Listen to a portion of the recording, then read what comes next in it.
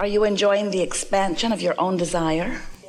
And are you believing in the full manifestation of those ideas of desire? That's where it's at, isn't it? Because when you desire something and you believe it, then you're in that sweet spot where the universe can continue to surprise and delight you in the unfolding of that ever-changing, always evolving desire. But if you are disappointed that it hasn't come yet, then you're not in that sweet spot. You're in that disappointed spot. And when you are in that disappointed spot, then it slows it way down. And the disappointed spot can be a long spot. In other words, the universe can continue to disappoint you if you're in the disappointed spot. So the key is to figure out how to not be disappointed when it hasn't happened to you yet, when it hasn't come into full-blown manifestation yet. Because it has come into being. There is a vibrational version of your desire that is alive and well and gathering cooperative components. And you can tap into that, even though you can't yet see it or hear it or smell it or taste it or touch it. You can tap in to the actuality, to the reality of this vibrational version.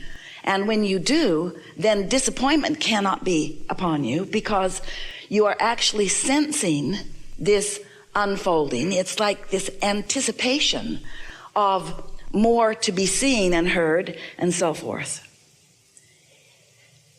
You never get it done, so there will always be something more that you have sifted from life that you now want, that is in the process of becoming. And we want you to enjoy all of the phases of the unfolding of this. It's like if you were to plant some corn, for example, as you prepare the soil, that's part of the process. And as you put the corn into the ground, that's part of the process too. And you're wise enough to understand that process because you don't stomp on the ground and demand that it comes out today and then feel all disappointed when it doesn't. Because you understand that there is a process and that you know that it will germinate in that soil. You know that it will become more. And a lot will happen before you are able to see any of it. And then for quite a while, even though you can see it, you see it in its beginning, not in its fullness. And if you are a wise farmer, you understand that all is well in this unfolding process. And we want you to understand that you are the creator of your own reality and that a lot of your seeds are in the ground. But if you're stomping on them, disappointed that you're not seeing them yet, you're slowing the whole process down. We want you to leave here today with a greater understanding of what it feels like to be in that happy, anticipatory state of being, where you are trusting the process, and even more, you are believing in your own worthiness. You are expecting good things to happen to you. Because sometimes you look out into the world in a sort of comparative fashion, and you don't know how long ago somebody planted their corn. You don't know how long they even wanted corn. You don't know how ready their soil was when they planted it. You don't know about their corn. You only know about yours. But as you compare your newly planted seed with someone else's long ago planted seed, sometimes then you come away from it feeling unworthy or incapable when you are not. You have so much more in this now potential for getting your energy straight in order to begin a faster process toward the things that you want than you realize. And sometimes what happens to you, because you've not really understood the laws of the universe, and you've not really understood your place in the universe, and you have not really understood your relationship with your inner being and with all that is and with the energy that creates worlds. So you have been responding to conditions and thinking thoughts all over the place about wanted and unwanted. You've been thinking about what you want in the absence of it, and you've been noticing what is for quite a long time in many cases.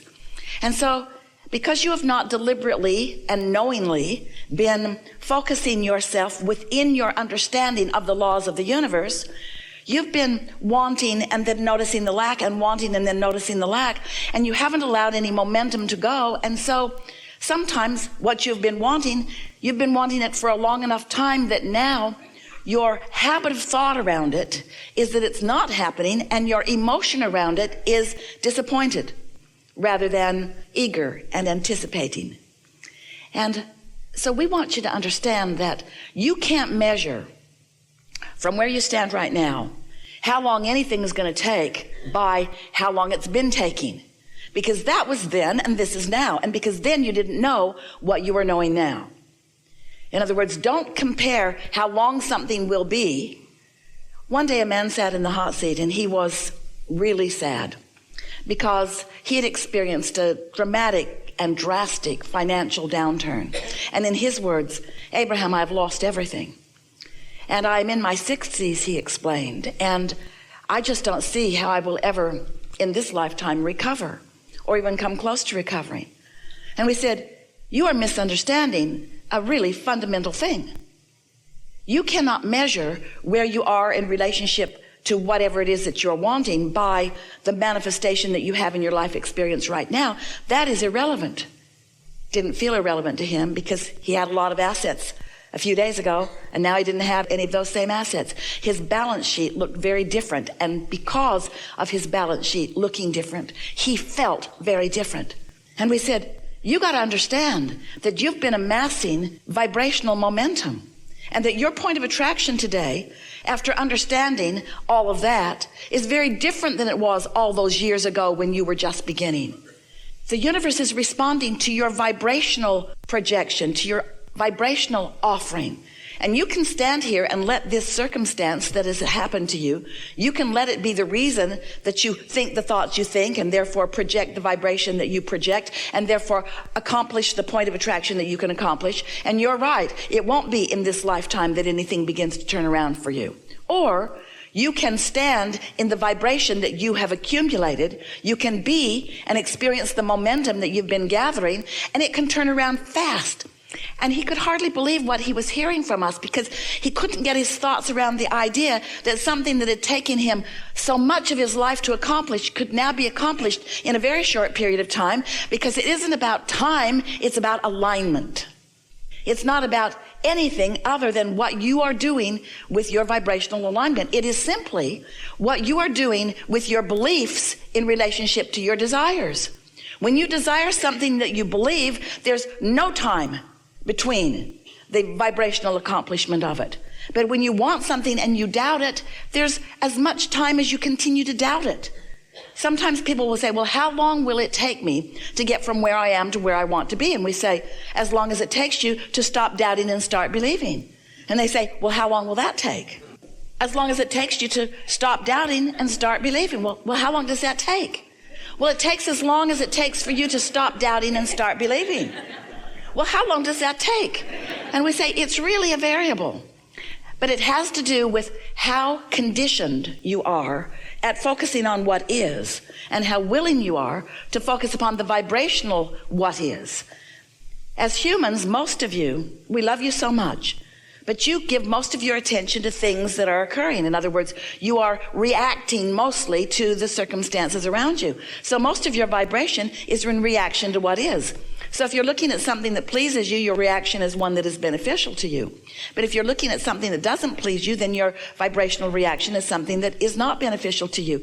And you got to cut that out. You've got to stop just looking around by default, and then reacting to what you see and expecting any consistency in your vibration. You have to figure out how to be consistent in your vibration. You have to decide, and you have to practice, and you have to become good at, a master at, offering a vibration that feels good even when the condition hasn't changed. You have to stop letting your vibration be about what is. You have to begin to find a way to let your emotions travel down the path of how you want to feel. So how do you do that? How do you do that after you've been reacting to life so long? Your kids are so sweet this morning, and you just love them so much. So easy to love them. They were sleeping long. the sweet little faces when they're asleep. And then they wake up. And they start fighting with each other right away. And you can hear the drama and the trauma all around the house. And you put your head down on your desk and you think, kill me now. And now you feel different than you did about them when they were asleep. And that's not cool. Because you got to figure out how to be consistent without asking the conditions around you to change. Because you can't control the conditions around you. You know that if you've got kids. You cannot control the conditions around you. And the harder you try to control the conditions, the more you give up your life for something that never gets you anywhere. In other words, there's a way easier way to go about it. You can find a way to feel the way you want to feel regardless of the conditions. And that's what unconditional love is. That's what unconditional alignment is. That's what unconditional clarity is. That's what living in the sweet spot is. That's what practicing the art of allowing is. That's what being in the sweet spot and watching what feels to others like the magic of the universe swarming around you and providing for you this perfect ride.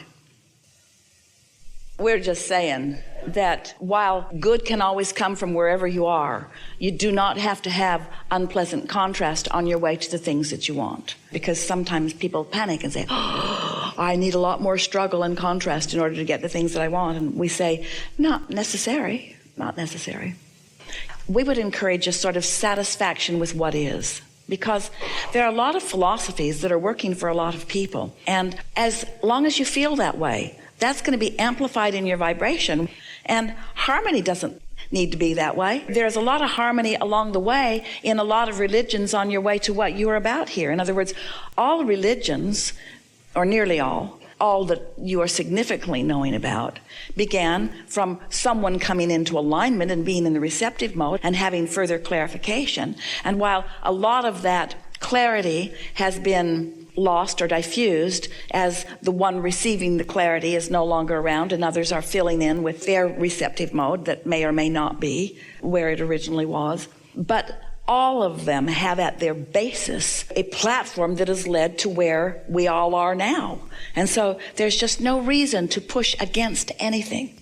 So if we were standing in your physical shoes, we would have the attitude of the expansion of your connection, the expansion of your personal connection. Because if any religion is effective or successful to an individual, and by success we mean bringing joy, that's the only success that really exists, satisfaction and joy. If any religion is bringing that success to anyone, it's bringing them into personal alignment with this source energy.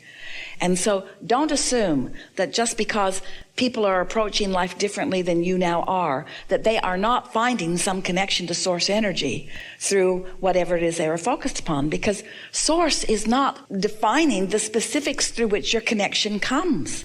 This alignment is something that your inner being is always offering and that you are finding when you're distracted from any resistant thought that's keeping you from it, you see.